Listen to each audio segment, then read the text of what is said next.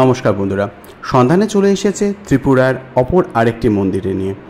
আজ আমি যে মন্দিরটি সন্ধানে এসেছি সেই মন্দিরটি আগরতলার একটি বিখ্যাত তীর্থস্থান, যেটি আগরতলাবাসী জগন্নাথ বাড়ি বলে এবং অন্যান্য জায়গায় জগন্নাথ মন্দির বলে পরিচিত, যা ত্রিপুরার রাজধানী তথা উজ্জয়ন্তা প্যালেসের পাশেই অবস্থিত।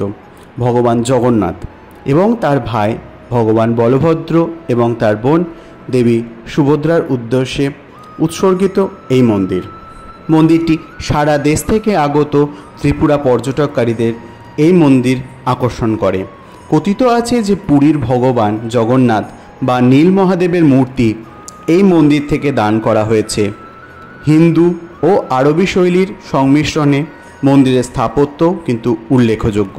মন্দিরের কাঠামোটি উজ্জ্বল কমলা রঙের শিখর দিয়ে সজ্জিত এবং স্তম্ভগুলি বর্গাকার এবং পিরামিড শঙ্কু দ্বারা মুকুটযুক্ত। 19 শতকে তৎকালীন ত্রিপুরার মহারাজ রাধাকৃষ্ণ মাণিক্য দ্বারা নির্মিত এই মন্দির চত্বরে অনেক হিন্দু দেবদেবীর সুন্দর মূর্তিসহ ভগবান শ্রীকৃষ্ণের জীবনের ওপর মনোরম সাজসজ্জার আকারে চমৎকার প্রদর্শনী রয়েছে।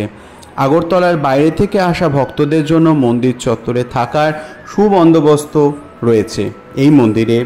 এছাড়াও ভক্তদের জন্য প্রসাদ গ্রহণেরও ব্যবস্থা রয়েছে। মন্দিরটি তার বার্ষিক রথযাত্রা বা রথ উৎসবের জন্য বিখ্যাত, যেখানে 3টি প্রধান দেবতা তথা জগন্নাথ, বলভদ্র এবং সুভদ্রাকে নিয়ে বিশাল এবং বিস্তৃতভাবে সজ্জিত রথ টানা হয়। মন্দিরটি খোলা থাকে সকাল 4টে থেকে দুপুর 2টো পর্যন্ত এবং সন্ধে 4টে থেকে রাত্রি 8টা পর্যন্ত। এই মন্দির চত্বরে একটি বিশাল জলাশয় রয়েছে। সেই জলাশয়েও কিন্তু অনেক মাছ চাষ করা হয় বা মাছ রয়েছে। তোমরা দেখতে পাচ্ছ জলাশয়টি কতটি বড়, এবং এছাড়াও মন্দির চত্বরটি আমি পুরোটা ঘুরে দেখানোর চেষ্টা করছি তোমাদেরকে এই ভিডিওর মাধ্যমে।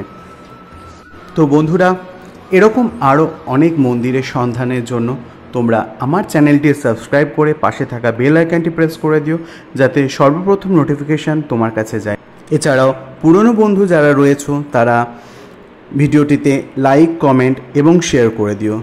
তোমরা যত শেয়ার করবে আমরা তত আরও নতুন নতুন মন্দিরের সন্ধান নিয়ে আসবো তোমাদের সামনে। তো আজকের মতন আমি ভিডিওটি এখানেই শেষ করছি এবং ত্রিপুরা পর্বের ভিডিও আজকের মতন এখানেই শেষ হলো।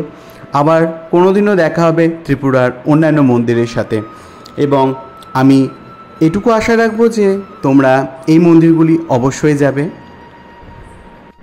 দেখা হচ্ছে আরও নতুন ভিডিওর সাথে।